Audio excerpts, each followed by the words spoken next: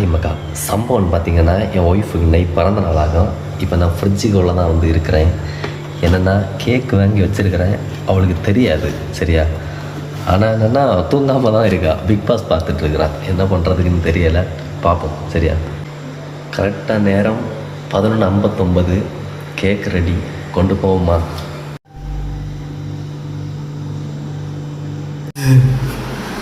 வரக்காட்டி வரக்காவ நாடி பயலுமுட்டி வா, டைம் ஆச்சு.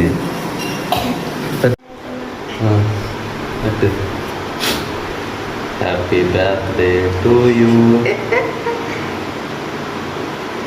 நான் செல்ல பிடிச்சிருக்கிறேன்.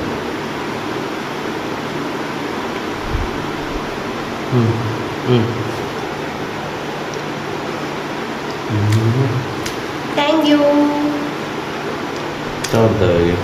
பார்த்தீங்களா நான் என்ன பண்ணிட்டுருக்கேன்?